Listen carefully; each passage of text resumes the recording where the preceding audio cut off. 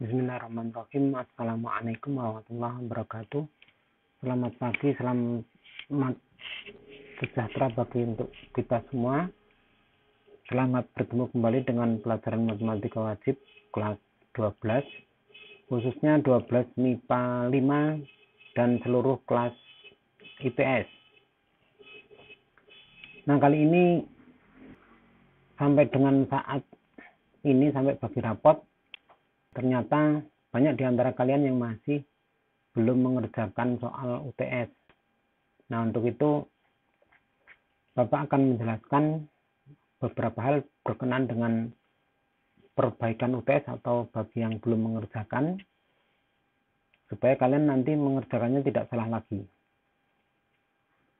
Nah, materi kita yang diujikan di UTS itu mengenai dimensi 3, itu ada kedudukan, titik, garis, dan bidang, jarak, dan sudut.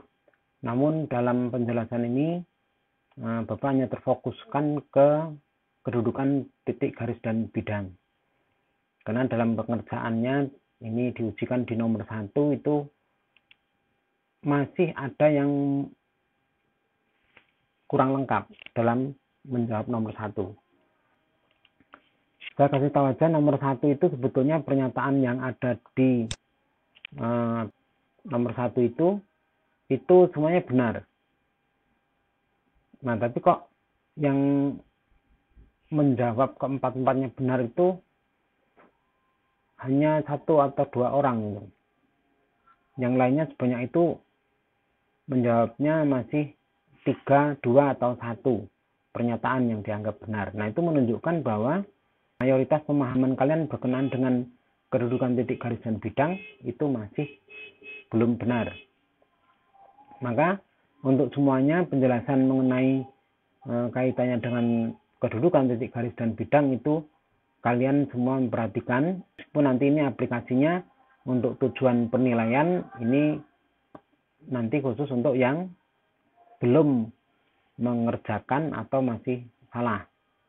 Nah, penjelasan mengenai dimensi 3 terfokus di kedudukan ini. Kemudian yang mengenai statistik itu saya fokuskan ke perhitungan nilai rata-rata, median, dan modus. Yang di UTS itu yang saya ujikan atau soal yang saya berikan itu adalah berkenaan dengan rumus tertentu, rumus-rumus yang bagian akhir yang diujikan, yaitu berkenaan dengan rumus data yang ada dalam distribusi frekuensi. Nah, nanti saya ingatkan di bagian akhir. Baiklah, untuk kaitannya dengan kedudukan, titik, garis, dan bidang, di sini Bapak akan membahas mengenai bagaimana menggambar titik, tembus, garis, dan bidang, di mana di dalam pembahasan ini nanti terkait dengan kedudukan, titik, garis, dan bidang. Meskipun di sini yang saya ingatkan di awal itu hubungan 2 garis, tapi nanti dalam pembahasannya ini menyangkut hubungan antara titik, garis, dan bidang di dalam ruangan. Nah, hubungan 2 garis itu hanya ada 3 ini dalam pembahasan ruang dimensi 3, yaitu sejajar, berpotongan, dan bersilangan. Nah, kaitannya dengan bidang, satu bidang itu nanti berkaitan dengan garis yang sejajar dan berpotongan. Nah, dengan menggunakan kaidah itu, maka kita membuat kaidah untuk keperluan kita bisa membuat titik, tembus, garis, dan bidang. Kaidahnya itu adalah jika 2 garis berpotongan, maka kita akan bisa membuat 1 bidang tertentu. Atau kalau 2 garis itu sejajar, kita juga bisa membuat 1 bidang yang tertentu, yang spesifik. Nah, ini akan kita terapkan dalam menggambar titik, tembus, garis, HP, dan bidang ABC di suatu kubus seperti ini. Nah, di sini sudah disediakan kubus, kemudian sudah disediakan titik P yang ada di rusuk CG. Nah, yang diminta dalam soal ini adalah titik tembus garis HP. HP ke bidang ABC, bidang ABC. Jadi menyebutkan suatu bidang itu syarat minimalnya 3 titik ini. Itu sudah cukup untuk membuat atau menyebutkan spesifik bahwa itu bidang yang dimaksud adalah bidang ini. Atau kata lainnya kalau berkenaan dengan kubus ini bidang alas. Yaitu bidang yang memuat alas. Bukan hanya sebatas dengan alas yang bentuknya persegi ini, bukan. Tapi bidang alas itu bidang yang memuat alas. Berarti luasnya tidak terbatas ke seluruh penjuru. Nah, jadi nanti titik tembus ini, garis HP ini kalau melihat perintahnya ini jelas-jelas nanti akan menembus di bidang alas gitu. Menembusnya di luar kubus. Nggak jadi masalah karena bidang ABC itu adalah bidang yang memuat titik A, B, dan C. Bidang alas adalah titik yang memuat alas. Bidang ABCD berarti titik yang memuat titik A, B, C, dan D. Begitu seterusnya. Nah, titik tembus garis HP pada bidang ABC. Maka kita cari dulu bidang yang memuat garis HP. Ini bidang mana? Kalau kita lihat di kubus ini jelas terlihat di sini bidang CDHF, atau di sini hanya saya sebutkan CDH karena cukup 3 titik. Atau bidang belakang ini itu adalah memuat garis HP. Di sini ada titik H dan titik P. Maka kita bisa perpanjang ke kanan. Kenapa ke kanan? Karena garis HP ini kalau ditembuskan ke bidang alas, maka nanti kira-kira alasnya akan tembusnya akan di bawah gitu. Sehingga kita perpanjangnya ke kanan, tidak ke kiri atau ke atas. Dan bidang AB itu bidang alas. Nah, kira-kira menembusnya di sekitar sini. Nah, berikutnya kita mencari perpotongan atau garis potong antara bidang belakang dengan bidang alas, yaitu tidak lain adalah garis CD. Garis potong bidang CDH dengan bidang ABC adalah garis CD. Nah, ini kita perpanjang ke kanan. Kenapa kita perpanjang ke kanan? Karena di sini akan berpotongan dengan garis HP karena satu bidang, yaitu bidang belakang ini. Sehingga ini kalau kita perpanjang, titik temunya garis HP dan CD ini digambar, meskipun gambarnya hanya gambar di bidang datar, tapi kita bisa pastikan dengan logis sifat-sifat dari garis yang berpotongan itu terletak dalam satu bidang. Karena dalam satu bidang maka ini jelas ini akan berpotongan di sini. Nah, inilah karena garis CD ini adalah garis potong yang artinya berada di bidang belakang maupun bidang alas, berarti ini sama saja dengan titik tembus garis PH ini dengan bidang alas. Maka inilah yang dimaksud dengan titik tembus garis HP itu dengan bidang alas atau bidang ABC. Nah, itu cara membuat titik tembus atau menentukan titik tembus tepatnya di mana antara garis HP dan bidang alas atau bidang ABC. Berikutnya titik tembus FP dengan bidang ABD. Nah, kalau tadi saya sebutkan ABC, sekarang ABD, nggak jadi masalah. Itu masih sama sebetulnya bidang alas. Nah, kalau tadi dari titik H, sekarang dari titik P, FP. Berarti dari sini ke sana. Nah, berarti bidang yang memuatnya adalah bidang BCGF atau bidang samping kanan ini. Nah, sehingga kita bisa panjangkan FP ini ke kanan karena menembusnya perkiraan kita pasti di kanan ini, sehingga kita dapatkan itu. Kemudian kita cari garis potong antara bidang yang memuat ini bidang kanan dengan bidang bawah. Garis potongnya sekarang BC bukan CD lagi, BC ini. Maka nanti garis FP ini jelas memotongnya adalah dengan memotong garis BC. Kalau dengan garis CD, kalau dalam gambar kelihatannya memotong, tapi ini tidak akan ketemu karena sudah berbeda bidang. Ini bidang tengah, bidang kanan, sedangkan CD bidang belakang. Sehingga yang kita panjangkan adalah BC. Kita panjangkan ke belakang atau ke kanan. Ini jelas akan menembus karena satu bidang di bidang kanan. Nah, itulah yang dimaksud dengan titik tembus antara garis FP dan bidang ABD atau bidang alas. Kita beri nama saja Q. Berikutnya titik tembus antara EP dan bidang ABD, masih kubus yang tadi dengan titik P-nya ada di rusuk CG, tapi sekarang dari E ke P. Bagaimana titik tembusnya?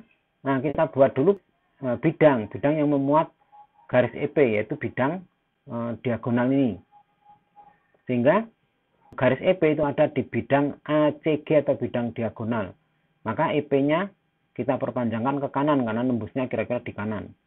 Nah, begitu. Setelah itu, lagi-lagi kita tentukan garis potong antara bidang ACG, bidang diagonal ini dengan bidang alas. Nah, kita lihat di sini titik potongnya adalah AC ini.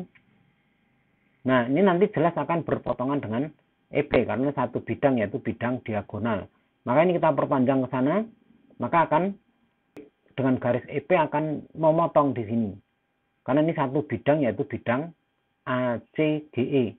Dan AC karena di bidang alas, maka ini tidak lain dan tidak bukan, inilah yang merupakan juga titik tembus garis EP itu dengan bidang alas. Nah, gitu maksudnya.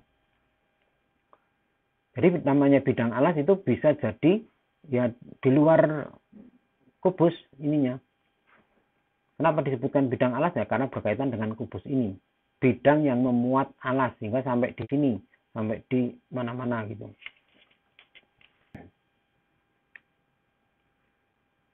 Sekarang titik Q itu ada di bidang ADH atau bidang samping kiri. Gambarlah titik tembus bidang PQ dengan bidang ABD, masih bidang alas. Jadi ini dibuat garis diperpanjang begitu, tembusnya di mana? Di bidang alas. Nah, begitu. Kalau yang tadi kita menentukan bidang yang memuat garis yang akan menembus itu, di sini juga begitu. Kita membuat atau menggambar bidang yang memuat garis PQ ini. Caranya bagaimana? Dengan membuat garis yang sejajar dengan CG, tapi berada di bidang ADH, supaya nanti melewati Q. Nah, begitu. Karena ini di bidang ADH, maka ini jelas akan memotong bidang ADH itu di bawah adalah dengan titik R, di atas dengan titik S. Kita beri nama saja begitu. Nah, maka kalau kita hubungkan RC dan SG, maka kelihatan di situ bidang yang memuat PQ, yaitu adalah bidang RCG atau bidang RPG juga boleh, atau bidang PGS juga boleh. Kalau kita sebut bidang SQR boleh nggak? Nggak bisa karena ini satu garis, jadi belum spesifik menunjukkan suatu bidang. Nah, kalau menyebutkan nama bidang dengan titik itu minimal harus dengan 3 titik, tapi syaratnya 3 titik itu tidak segaris. Nah, kalau dengan bidang yang memuat PQ ini ya bisa disebutnya bidang RCP, bidang RCQ, dan seterusnya. Pokoknya tidak boleh segaris 3 titiknya itu. Nah, kemudian garis potong RC kita perpanjang ke kanan, karena nanti titik tembus itu pasti ada di garis potong itu ke sana. Setelah itu baru PQ-nya kita perpanjang. Nah, titik garis PQ dan garis RC itu pasti berpotongan karena terletak pada satu bidang, yaitu nah ini pasti berpotongan, dan inilah tepatnya garis PQ itu akan menembus bidang alas. Ini masih perluasan dari alas karena ini perpanjangan dari garis RC. RC ada di alas gitu. Nah, itulah kita beri nama saja T karena yang Q-nya sudah dipakai di situ. Itu titik tembus antara PQ dan bidang ABD. Berikutnya lagi nomor 5 nih harusnya, kok nomor 4 ya. Kita akan membuat titik tembus antara BF dan ACH. ACH ini bidangnya di dalam ini huruf-hurufnya BF ACH ini sudah ada di kubus, jadi nggak digambar lagi. Hanya kita perlu memperjelas bidang ACH itu kita gambar dulu. Jadi seperti itu. Berikutnya seperti tadi kita tahu bidang dan garis yang akan menembus ke bidang itu. Maka kita mencari bidang yang memuat ini garis yang akan menembus itu. Maka kita buat bidang yang memuat BF. Nah, di sini kita pilih bidang diagonal ini. Kalau milih bidang yang lain boleh nggak ya? Boleh saja. Misalnya bidang BCGF, tapi kita kesulitan mau menelusuri titik tembusnya di mana. Tapi kalau dengan bidang diagonal ini, BDHF ini, kita akan lebih mudah mencari atau menentukan titik tembusnya. Nah, bidang yang memuat BF dan memotong ACH, di mana itu? Di garis ini. Nah, ini kita beri nama, pas ini di tengah-tengah. Kita beri nama titik P misalnya. Nah, maka ini perpotongannya HP ini antara bidang diagonal dengan bidang ACH. Maka nanti titik tembus dari BF ini pasti nanti akan berada di sepanjang garis ini. Nah, berikutnya kita buat BF-nya diurut panjang ke bawah karena nanti memotongnya akan di bawah. Nah, begitu. Nah, ini karena tempatnya nggak cukup, kita beralih ke halaman berikutnya. Nah, seperti ini. BF-nya kita perpanjang ke bawah. Nah, titik potongnya ini adalah merupakan titik tembus antara bidang BF dengan bidang ACH. Sebenarnya ACH sampai di sini. Ya sampai karena ini HP terletak pada bidang ACH.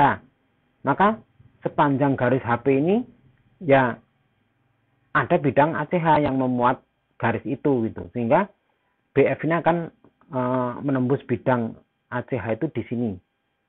Meskipun itu di luar kubus nggak masalah karena bidang ACH adalah bidang yang memuat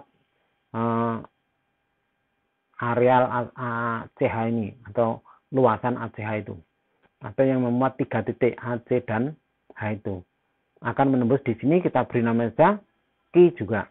Nah, itu pembahasan mengenai titik tembus garis dan bidang yang sedikit banyak bisa menggambarkan kedudukan antara titik garis dan bidang dan pemahaman mengenai bidang garis itu yang di sini tidak ada batasnya untuk bidang dan garis. Beda dengan daerah atau kalau garis ya ruas. Ruas garis BC ya baru terbatas pada B dan C. Tapi kalau orang menyebutnya garis BC berarti ke sana nggak ada batas, ke sini juga nggak ada batas. Garis BF berarti ke atas nggak ada batas, ke bawah juga nggak ada batas. Itu berkenaan dengan garis. Kalau di bidang juga bidang alas, maka bidang yang memuat alas, luasnya ke kanan kiri, depan belakang tidak terbatas. Bidang ACH, maka ini ke bawah, ke kanan, samping, atas juga nggak ada batasnya. Begitu. Ini berkenaan dengan pembahasan nomor 1. Jadi untuk kalian semua, kalau yang sudah ada nilai yang mencukupi di rapor UTS sudah cukup, nggak perlu mengerjakan lagi. Tapi penjelasan ini mungkin kalian bisa mengoreksi kembali pemahaman kalian berkenaan dengan kedudukan titik garis dan bidang. Nah, bagi yang belum mengerjakan atau belum ada nilainya itu karena jawabannya belum bisa saya terima atau belum ada saya cari-cari. Nah, maka kalian perlu mengerjakan lagi secara uraian nomor 1 sampai 8 itu. Semuanya dikerjakan secara uraian. Nggak cukup dengan hanya hasil terakhirnya saja.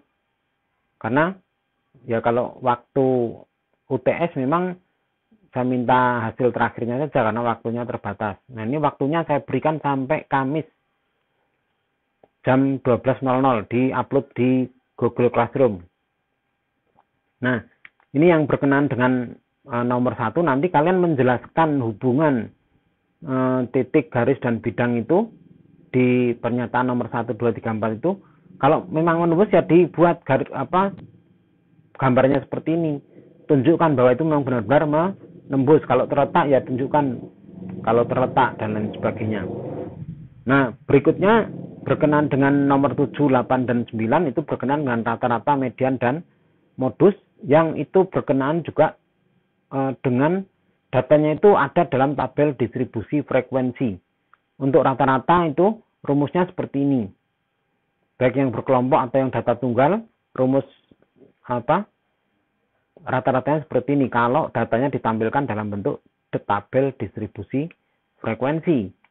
Kemudian untuk yang median dan modus nomor 7 dan 8 itu juga datanya dalam bentuk tabel distribusi frekuensi data yang berkelompok. Data yang dikelompokkan per kelas-kelas data. Maka itu rumusnya harus pakai ini. Rumus yang digunakan. Kalau nggak pakai ini ya salah. Dan itu semua harus dikerjakan secara uraian. Tidak hanya sekedar cukup isi terakhirnya saja. Kalau yang hanya isi terakhirnya ya masih saya anggap salah dan tidak mengumpul. Itu untuk berikutnya karena sudah saya toleransi, sudah demikian lama saya memberikan toleransi. Nah ini toleransi yang terakhir kalau nanti sampai hari Kamis jam 12.00 masih ada yang belum ngumpul, maka ya nilai UTS-nya 0. Untuk kalian yang sudah mendapatkan nilai UTS yang mencukupi, itu tolong diberitahu teman-temanmu yang pada waktu pembagian rapor UTS akan ketahuan siapa yang masih kosong, itu untuk bisa mengikuti penjelasan ini untuk supaya bisa mengerjakan soal UTS itu dengan benar sehingga kalian bisa mendapatkan nilai yang memadai. Saya kira demikian penjelasan berkenaan dengan perbaikan UTS untuk kalian bisa mendapatkan nilai UTS dan juga pendalaman bagi yang di nomor satunya masih juga mencerminkan pemahaman yang kurang tepat berkenaan dengan kedudukan titik, garis, dan bidang. Sekian. Assalamualaikum warahmatullahi wabarakatuh.